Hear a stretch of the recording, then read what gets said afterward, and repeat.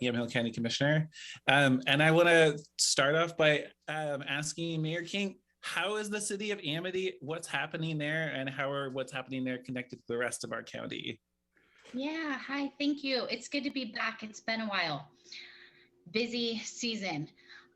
So most importantly to share, I want to get this out there that the Salt Creek Bridge will be closing to all traffic March 31st. ODOT will be closing it down, and it will be out of commission until October of 2023. So a long while. On top of that, here in Amity, we accepted a bid for our large water improvement project and got the official signatures from USDA for the funding.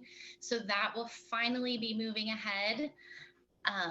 It's been such a slow process, but there's so many people working so hard, and it will just be such a great thing.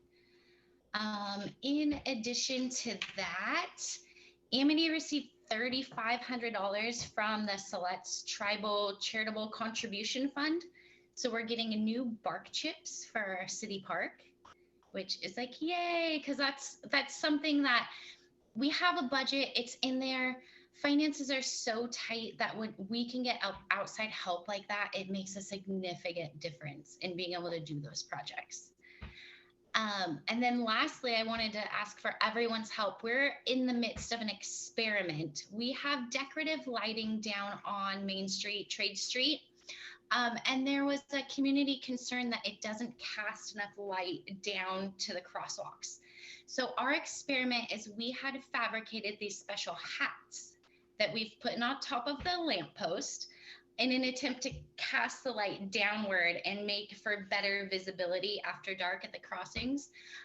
So if anyone is in Amity after dark hours and wants to let us know what they think of the difference, one is located in front of the former tap house and then across the street on the corner of El Toro Loco.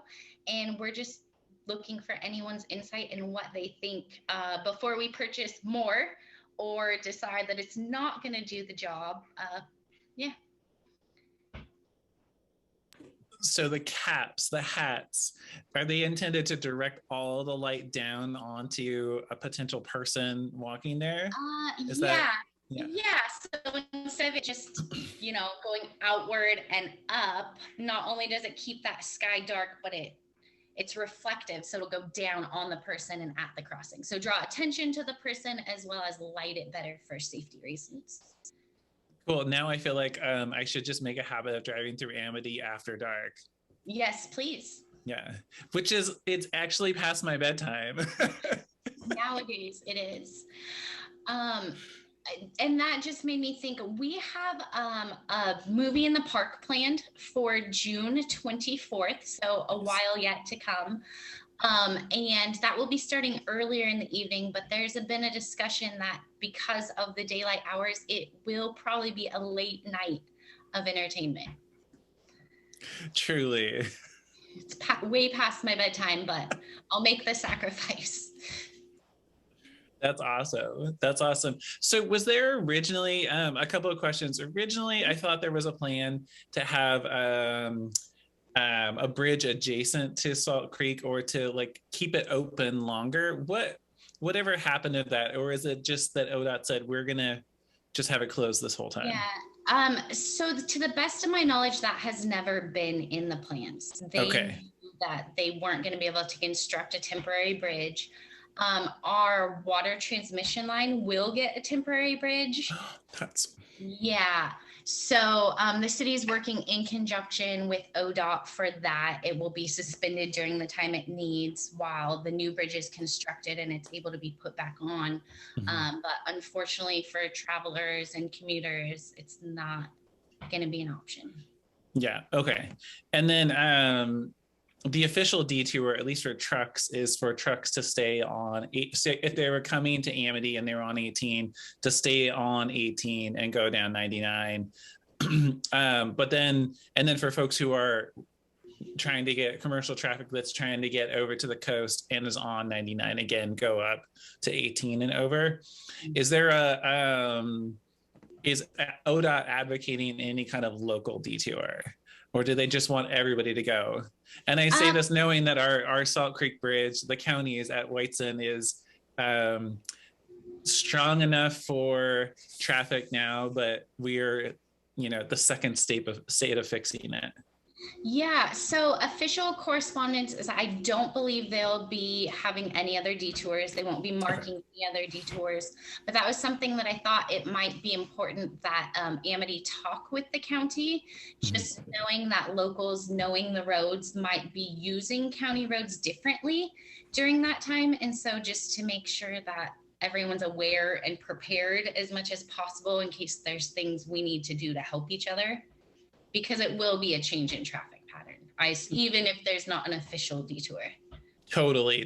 And I know that the county public works has been, as long as they've known about the ODOT project, has been looking at our bridge, knowing that, why am I blanking on the name of the road that goes across it? At Whiteson?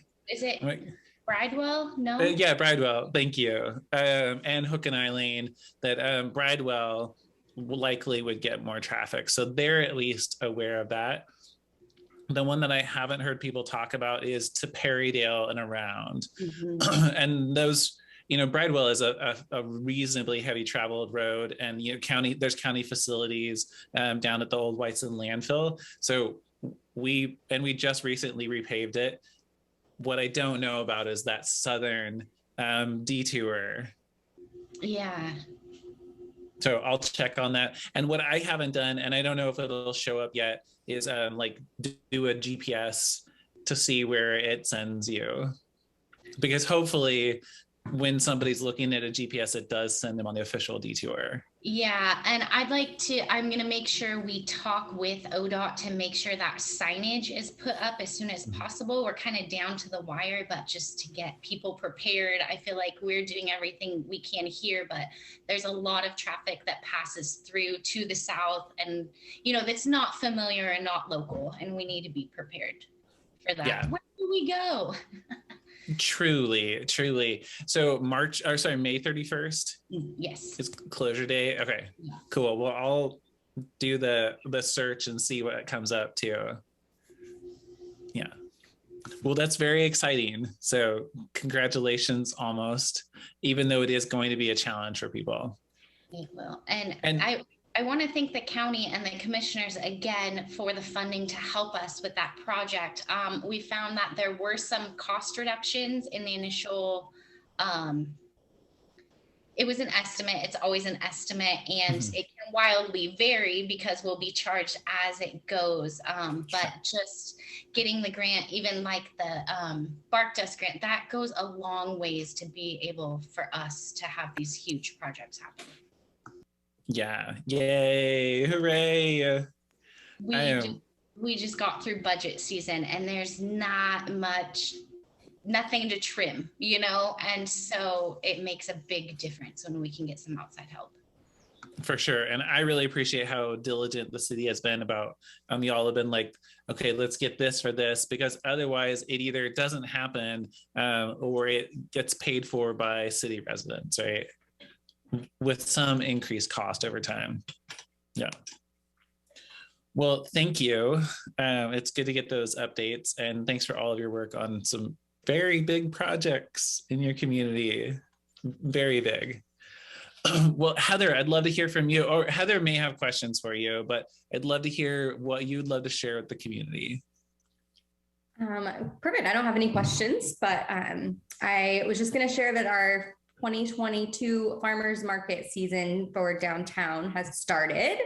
So our first date was May 12th, which was windy and rainy and terrible, but our vendors stuck it out. And of course our locals showed up regardless of the weather. So we will go through October 13th.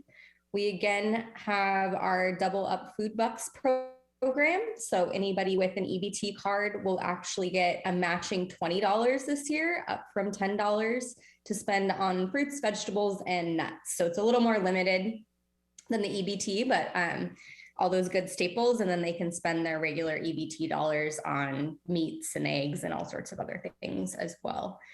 So that, I think last year we matched about $12,000 that came back to our community and then into farmers' hands as additional dollars. So that's an exciting one to continue.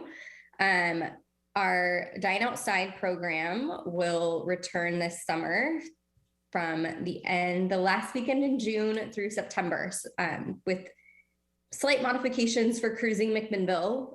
Just like we did last year, they'll have their event on Saturday and our restaurants will pull in. And then together with the Chamber of Commerce, we are bringing back a Turkey Roma Festival.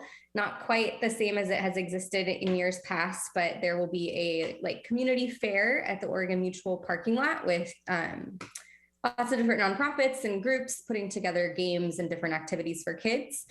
Dine Outside will be happening. We'll also have a vendor fair on the side streets downtown, and then we'll have a stage at 3rd and Davis and have concerts starting Friday night and all day Saturday. So a couple headliners and then local talent and some kiddos as well. There will of course be a pardoning of a turkey. And we're encouraging all of our restaurants to do turkey specials that weekend as well. So I think those are, and then most people know that the 3rd Street Improvement Plan is moving forward, and that our project advisory committee has presented kind of our first steps to the city council. And we also had a community listening session and survey results. Basically, we're at the point now that we've decided that we're not going to make drastic changes to 3rd Street downtown. The big priority is upgrading our infrastructure. And that's really what's moved this project to the forefront, is that we know that there are going to be dollars at the federal level that will be available. So the city of McMinnville designated some ARPA funds to that group so that we could get through the planning process, so that in 6 months we'll be what is considered shovel ready and able to apply for those federal dollars, which are crucial if this project goes forward. And the infrastructure downtown under the streets is a bit of a mess. So it's important for us to get the water and sewage and those things brought up to speed.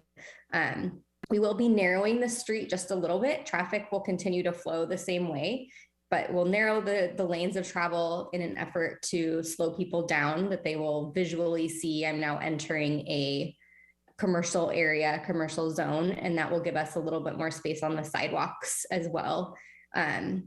Other big conversation is, of course, the trees. They're what everybody thinks of when they think of downtown. And unfortunately, it is virtually impossible to tear up the street and all the infrastructure and leave the trees where they are. So those are conversations now of how do we replace those trees in a way that we don't lose too much of the charm, and hopefully replace them in a way that they will continue to last, so that we won't be tearing them out again in the next 15 to 20 years. So we're looking at different options of different types of trees, more groves on the corners and less of the vertical down the streets. So that's where that project is at. And I think that those are the big, there's also obviously discussions around the 3 mile lane area plan that the downtown is involved in, and how that impacts our downtown commercial district or doesn't, or provides crucial land for expansion of business and commerce within the city limits. So those are kind of the 2 big hot topics in MAC, and our new interim mayor, Remy Dradkin. I think that's so it. Actually, there's lots of things going on. There's always lots of things going on, right? Totally. And I will say that on the tree issue, which of course there's lots of emotion, right? I think rightly so, around trees in the shade and just what it means for a downtown. The city of Portland is experiencing a similar conversation, because the Portland Parks Bureau it's time for them to redo the park blocks, and that's some very mature, there's like 120-year-old elm trees there that in the past few years have started just crashing. And the trees are what make the park blocks to most people. Mm-hmm. But just like downtown, you know, they're tearing up the street and they're coming down, and even doing that initial, like getting them replaced is, there's a lot of passion around it. Absolutely. But if anyone has walked the sidewalks, we do know that the trees are impeding with safety issues as well. We're not known for our flat surfaces in the downtown core. It's very, very true. And what's the price tag looking like? Well, I guess you're about to get a more clear understanding of that for this infrastructure level work. Yeah, we should have, once we get to the end of our conceptual sort of design, I think we should be able to have a pretty clear understanding. And we're about 3 months away from that. We're about halfway through our project advisory committee for this stage. And then we'll be able to have an actual dollar amount that we'll be able to hopefully secure those funds, because as anyone paying attention in McMinnville, we don't have an excess of city budget at our disposal either. So it's very important that project is funded from outside of our city. Yeah, for sure. And I've been hogging all the questions, but Mayor King may have something, but I wanted to ask, has the Downtown Association, kind of what's the posture up towards proposed changes on 3 Mile Lane? And I say that as a person who's on the Yamhill County Parkway Committee, which has concerns about, like, we want to be a partner and we also have concerns. Sure, I think we have taken that same stance. Our board has been presented on this over the past couple years several times. I mean, this project isn't brand new. It's just sort of getting revitalized and seemingly moving forward. So we're involved in those. Heather Richards actually now sits on our board, which is very helpful that we can ask certain questions. I think in general, you know, we want to ensure that the planning out in that area is careful. We understand that that's land that will be developed. It's within the city, and at some point it will be developed, and we are supportive of having a carefully thought out plan that's community driven rather than single sole developer driven. So obviously there's other things to consider, but we see the writing on the wall that will become different than it is today. And we want to be involved in that process to ensure that it serves McMinnville well. You know, we are the Downtown Association, but we see ourselves as part of the whole community. So we know that there are some really great projects and future plans like innovation centers and things of that nature to bring industry to town. And we want to support those efforts while ensuring that there are not consequences that we miss seeing that may not be positive for McMinnville or its constituents. We also know that we have, I think if you've listened to this plan, the term retail leakage. I love the word leakage, but that's what they use. And we know that happens. I mean, we're all a part of that. You know, you're leaving Yamhill County to go to those, you know, other big box stores, and we know that families are then essentially probably eating lunch or eating dinner, or doing other activities while they're out of the county. We also know that there is a huge need for affordable housing, and whether that area could provide some relief in that way as well. That's one of the big issues for our small downtown businesses is finding staff and getting staff that can afford to live here. You know, our restaurants and bars do very well, but they're not paying huge salaries, and we need a workforce that can live and work here. So we haven't taken a specific stand in either way, but we are absolutely wanting to be a part of the conversation and building the best plan for McMinnville. Well, that all makes total sense. I'll say on my side, I feel like my job has been to bug Heather Richards about the pedestrian bridge. Yeah. We are, I will say I'm personally in support of a pedestrian bridge because I don't know how that area doesn't become an island. Yeah. And it has to have interconnectedness to the rest of the city. Otherwise it doesn't serve a great purpose besides being kind of a separate shopping center on the way to McMinnville. Right. Like a separate shopping center and a place where people sleep. Right. Yeah. And as much as I know that bridge designers are amazing people who think of everything, I also know that a future bridge, no matter how wonderful the bike and pedestrian lanes are, is still going to be adjacent to people going 45 miles an hour. And that's like not fun for humans. Right. And the more people that live over or sleep over on one side of the river and want to come over to the other side of the river, the more important, I guess, that bridge would be. Yeah. And we envision that exact thing, that you can get all the way around McMinnville via our trails and walkways and pathways. And that's sort of the missing link, that it is a motorized bridge. It's not a pedestrian trail walkway.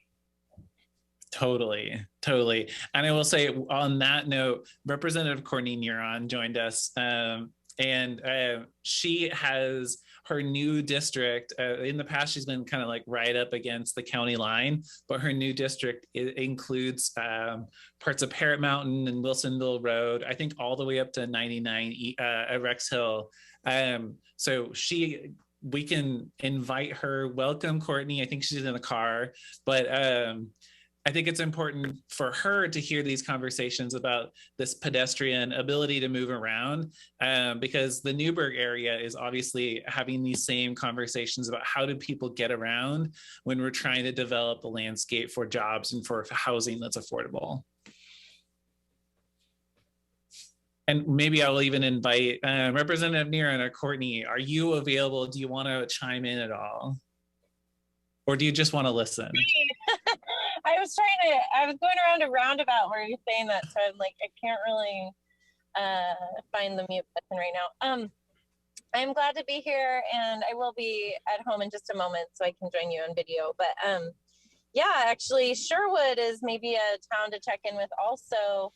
I know it's in Washington County, but we have created kind of maybe a model for a partnership with different layers of funding to bring a pedestrian bridge to the gateway area of Sherwood, as that's where the new high school is. So we're going to have high school drivers crossing through at the Sunset Boulevard intersection at a place where people, 21,000, I want to say, I'm probably getting the numbers wrong, so don't quote me, but like, I think it was like 21,000 people either ran the red light or were going over the speed limit, according to the cameras at that intersection in recent years. So we just have a real big problem with a safety need in Sherwood. And they have, been having these conversations at their city council. County money came in, metro money came in, state money came in, city money came in, parks and trails bond money came in. And so we are creating a pedestrian bridge from the YMCA in Sherwood over to the high school property. And so it's going to be a beautiful bridge, and it would be cool to see if that is something that others want to learn more about as kind of a model going forward. I'd be happy to convene a meeting if people want to know more about that with some of the experts in that particular community. And it's such a big bridge too. I mean, a long bridge, because it's so many lanes of traffic, right? Courtney, it's like 12 lanes or 16. Over the 6 lanes of Pacific Highway there, 99W. And then it's also going to go across their roundabout, a really big roundabout. And it's going to then land, I think, near the tennis courts at the new high school that they just built. So it's kind of a project, and they've made a really cool design choice, and ended up being the cheapest design choice somehow, the favorite. And that was that it's kind of like an undulating arc that diminishes from the main arc that goes over the highway to smaller waves as it gets to the hill. But it's like less metal, I guess, overall, and it's a really strong structure, and it's really just aesthetically their favorite choice. And I agree, it's a really beautiful thing that they've planned. Wilsonville also is going to do a pedestrian bridge. So just to flag anybody that wants to reach out to other communities kind of in partnership, they're doing a pedestrian bridge over the freeway because we have I-5 cutting the community in half. So they'll be doing a pedestrian bridge from the transit center to the shopping area on the other side of the freeway. And then a pedestrian bridge across the Willamette River as well, they're calling it the French Prairie Bridge. And that will ideally complete the bike trail. There's a bike circuit apparently that currently the I-5 bridge is the designated bike trail. So we're going to have finally an alternate route for pedestrians, and it will be available for emergency use as well if traffic is so bad and our fire.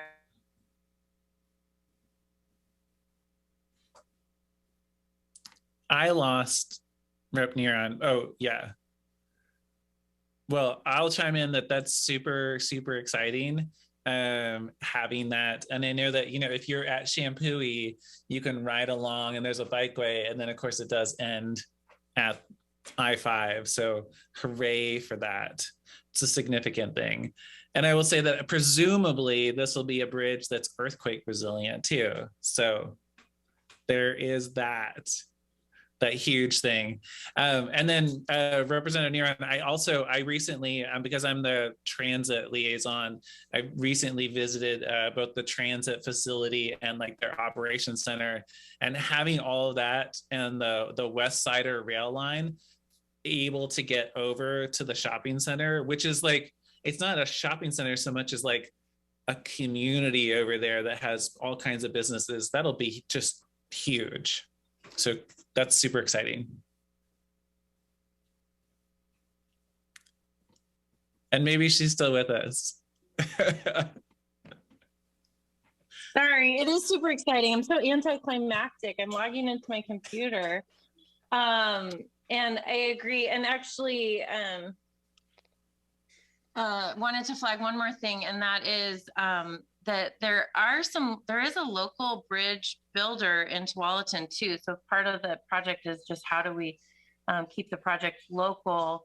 That was one of the entities. I don't think they ended up going with that, but that's one of the entities, depending on the size of bridge you're talking about for McMinnville, that maybe, you can talk about a local vendor. And I believe they were wooden based bridges, but that's kind of exciting. I'd be interested. That's awesome. Do you remember the name? I don't. Okay. We've worked on a number of occasions with a local bridge builder who it's like a very small enterprise, but they're the ones, Mayor King, that rebuilt the Salt Creek Bridge on Bridewell Road. And then they actually completely did a new bridge on Palmer Creek Lane or Palmer Creek Road, like out here towards us. So these local bridge builders, when they develop, they're like, oh, we know how to work with the city. We know how to work with the county. They can be so efficient. And Representative Neron, I would say that it would have been just like an amazing coincidence. Oh, I'm going to admit you again. It would be an amazing coincidence that we actually have a bridge trust company on 3 Mile Lane. So like where the pedestrian bridge needs to go, they literally could just like lift trusses that they build and extend them across the river. But they were just bought out by Knife River and have like consolidated their operations elsewhere. But like so close to being amazing. Do you have anything else you want to share, Representative? Oh, I'm here as a listener. I'm so grateful that you convene these roundtables, Casey, and I'm excited that I was able to get here finally. Well, thank you for joining us. Thanks for having me. Yeah. And then Heather, since you are on, hopefully you know that the county has been in the middle of like a county campus capital improvement project. And we're still in the like planning stages of it, but I think we're at the point now where we have one more report from the architects, and then the next step will be actually pulling together, for lack of a better word, the stakeholders, the people who have a stake in this work and need to be present when we make decisions. So hopefully that will be really, really good for downtown. Yeah, we've been watching you sort of from afar and where those conversations are going. And of course, we have some feelings about certain things, but I think that would be great, because not only is it, which buildings, what properties, how does that change any infrastructure or parking potentially for downtown, but also timing. I mean, we're talking about doing our 3rd Street improvement plan, which is going to have major impacts. We also have, that we know of, 2 major developments on the horizon for the next 3 years downtown that will also have pretty big impacts on normal downtown business. So we are having those conversations of how we can time those to be the least problematic, I would say. And of course, private developments are a little bit more difficult, but there are some things that we can do to kind of help them through the process if we time certain things together. But yeah, between Evans and Galloway, we potentially have 2 massive development projects that are set to be going underway in the next 2 years. So since Representative Neron might not know what you're talking about, do you want to give like the 30-second version? Sure. So as far as the developments or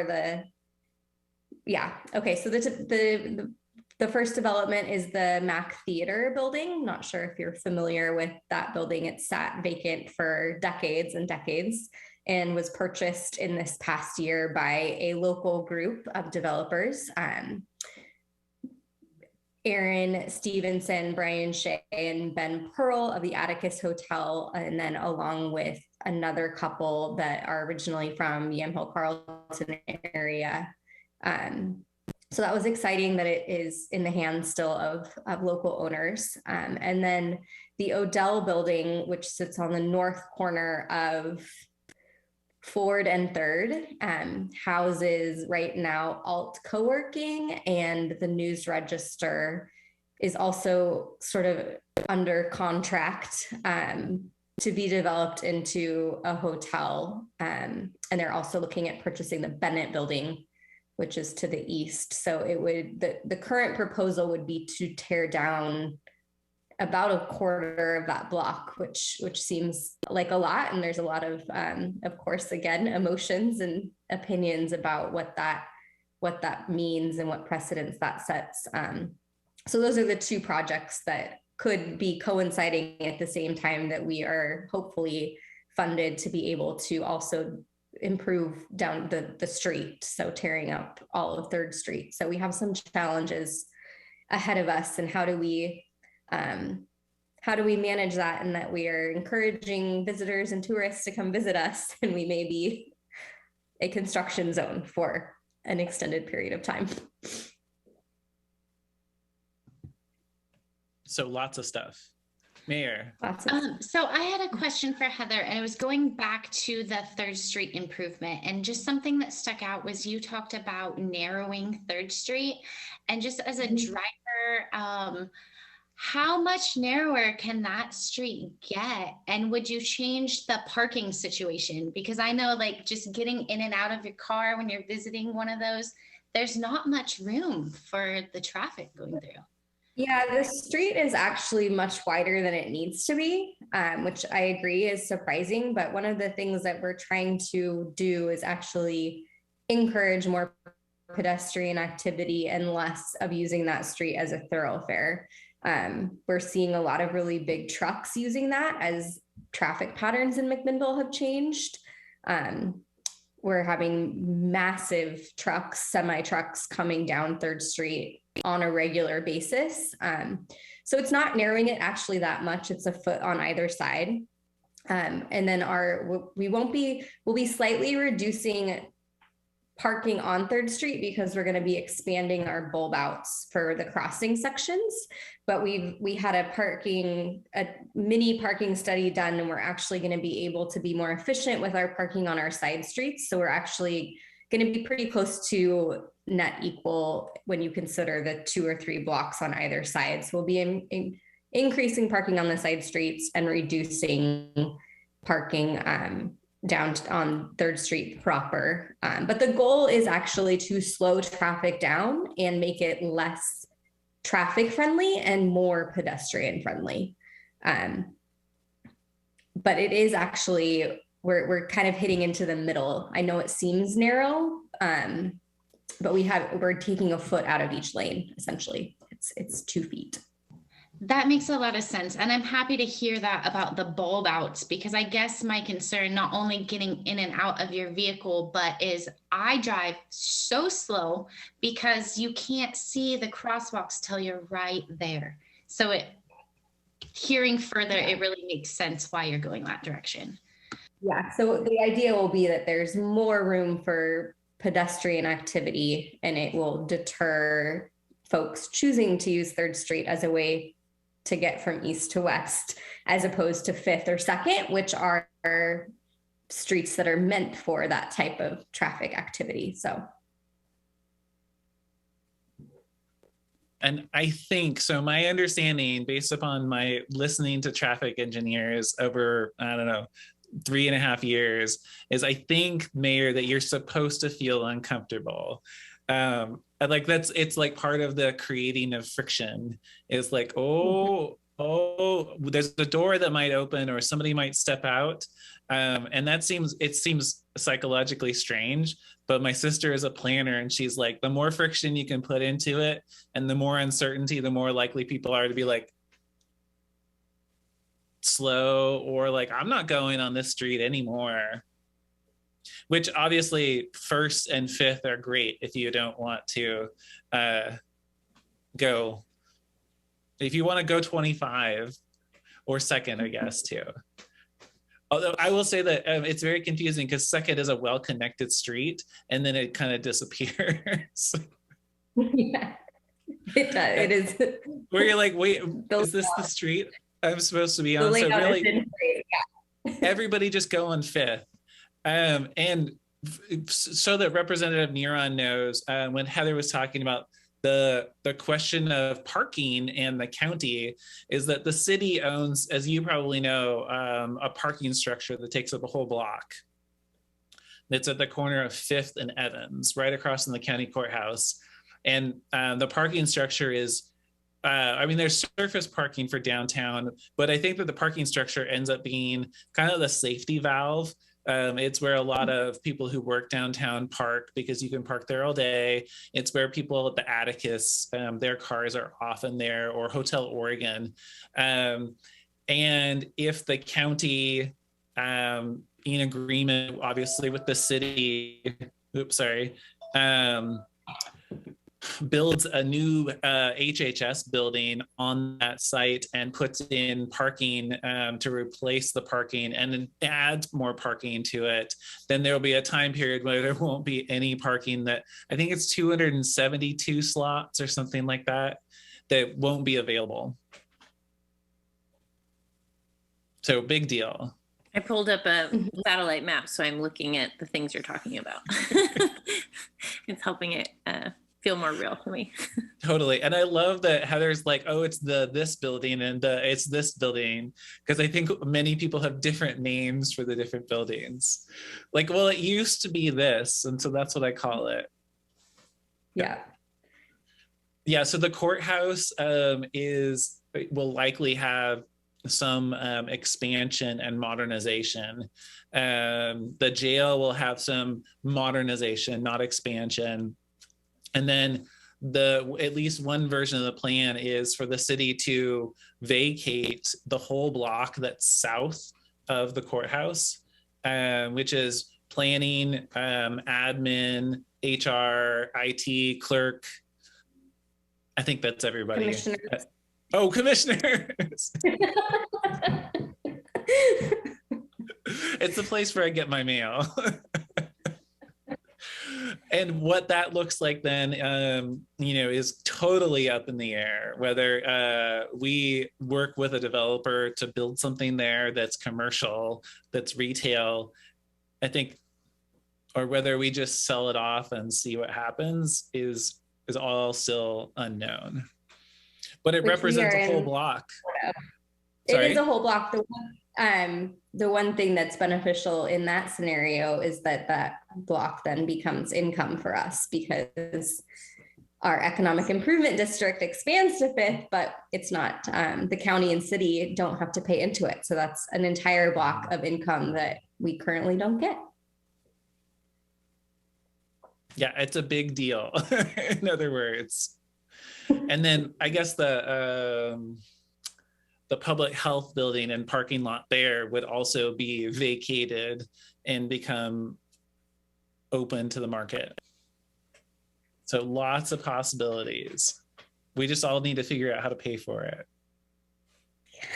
That's a question I have. You mentioned that the county courthouse would be improved and updated. Is that already in the works? Because I know we just did a lot of advocacy for Clackamas County to have a new courthouse built, because the other one is literally on a crumbling cliff above the Willamette. So it has about 2 feet left. It used to have enough space for a police car to park, and then now it's like not even a yardstick. So they're gonna move that courthouse. But it was a real task to make sure that there was some, state funding. And I think Washington County is getting in line as well, because their capacity, Washington County's boomed since their courthouse was built. And there's just not enough courtrooms for the procedural justice to play out. So people are having to wait. So I guess the question is that conversation already active in Yamhill County, and is the state leaning into partner, or are you in a process? Yeah, so the Association of Oregon Counties kind of leads the county side of the effort to make sure that if a county is looking at upgrading their courthouse, that they kind of get in line, that they get on the courthouse list, right? For the county, because it would be such a financial undertaking while we have other things that we need to improve. It's been more about how can we we still have some county infrastructure in the courthouse. So what county infrastructure can we pull out of the courthouse to make more courthouse or courtroom space available? Which functions that aren't constitutionally, statutorily required to be in the courthouse can we pull out of it? And then how can we make it a space that's fully accessible and welcoming and safe for everybody? So we still have like a core that's healthy, despite probably Heather's wish that we make a prettier courthouse. It's has lots of upgrades that have happened and that will happen, with the hope that we can make this work for another 50 years. So there will be some connection to state resources for sure. So the goal is to have this one work for another 50 years, but kind of be in that queue for planning and upgrades and capacity build out. Yeah, exactly. And the work that we'll do will be with in the short to medium term will all be with county resources. And really with the hope of getting another judge. We don't have a courthouse or a courtroom space for another judge, but we need another judge. And so it's if you can show, look, we have the need, and look, we have the space, then we can get one. And as you noted, that means shorter wait times for justice.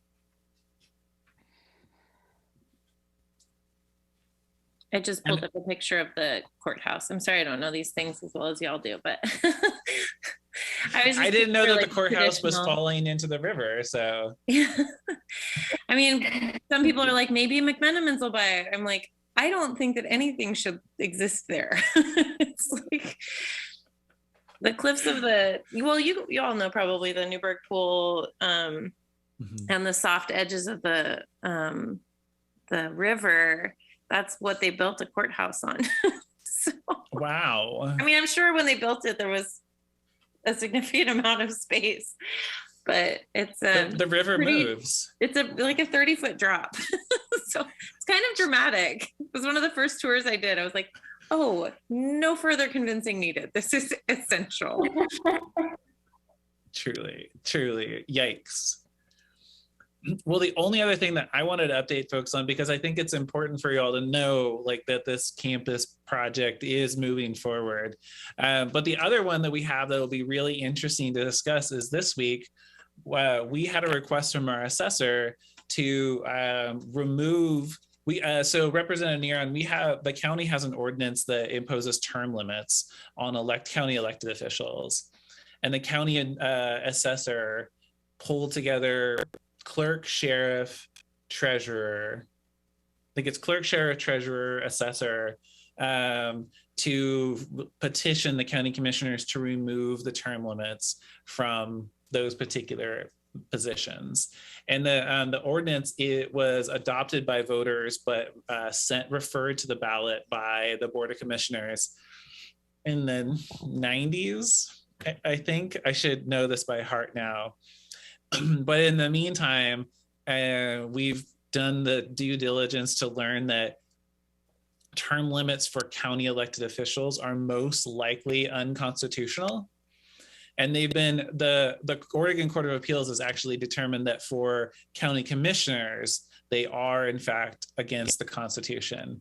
And so we're in a weird position where, because if you want to look it up, it's Article 6, Section 8 of the Oregon Constitution, which gives the minimum or the requirements for holding county elected office.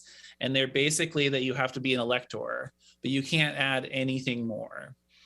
And anything more. So if you had term limits, they'd essentially be an additional requirement that Mayor King is older than 18 and resided in the state for more than 6 months. So you are eligible to run for commissioner, but I've served 3 terms, and so I'm not, even though I'm 18 and resided in the state for more than 6 months.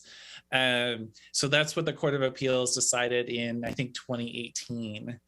So we are going to have what will probably be a very interesting discussion about whether we repeal the term limits for these particular administrative offices, or whether we do away with the ordinance altogether because it's presumptively unconstitutional, or whether we refer it to voters.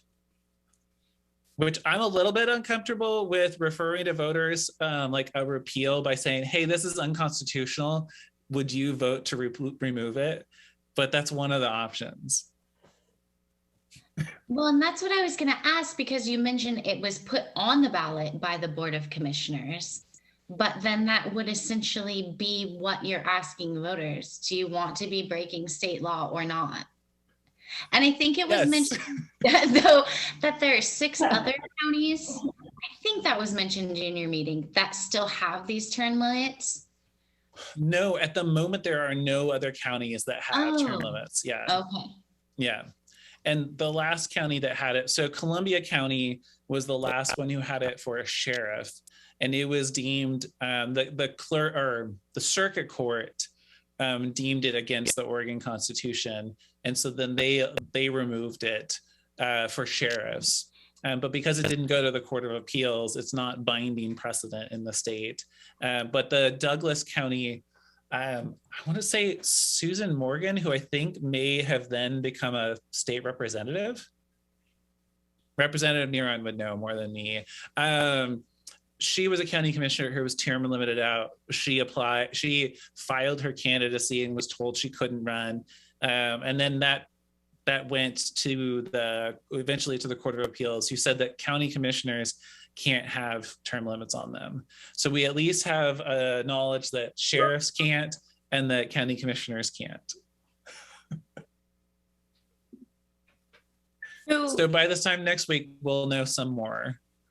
Is there a movement to try to break this law? To me, it seems to make sense that you would want an individual to have that expertise of such a detailed position, right? Those are positions that you've mentioned that really have to have a specific skill set and knowledge base, more even just than like leadership with values. And is there a large number of people that seem to be pushing back and asking for it to go to the voters? No, and I've received only a small amount of comment on it, and the thoughts are more along the lines of like, if this wasn't unconstitutional, I'd like to have term limits for everybody, or if this wasn't unconstitutional, there's value in having turnover in these agencies, because often the person who runs is somebody who's a captain rather than the sheriff, or the deputy clerk rather than or the chief assessor rather than the assessor. Does that make sense? That often it's people who have that the deep knowledge of the agency already. I don't know if there are very few instances that I can think of where somebody from outside came in to run, not having the knowledge of the agency. So will you commissioners be making a decision after the public hearing? I suspect that we will, I would probably be ready to. I suspect we will probably put it off for another one, like to be continued with that ask, having gathered the knowledge and kind of thought about it, if that makes sense. Because, I mean, I think that there's some value when you have public comment to be like, okay, how does that public comment mesh with what I've heard from staff? And give yourself time to digest what you've heard. I know sometimes like it all goes in, but it really takes that next week to like process. Absolutely. And when you don't have that, often it's like, well, this is my preference. But that's not how good government works, I think. So stay tuned for that one. Any last thoughts before we go out into the world again? COVID is back on the rise, and we need to, take into consideration our personal choices and what we may be up against in public situations. Yes. And it's, I have started going back to just wearing the mask in public spaces or indoor spaces. I'm like, okay, I don't want to get it and I don't want to communicate it to other people. So, yeah, thank you for that reminder. All right, well, thank you all for joining us this week. Thank you, Representative Neron. Thank you, Heather. Nice to see you again, Mayor. Good to meet you.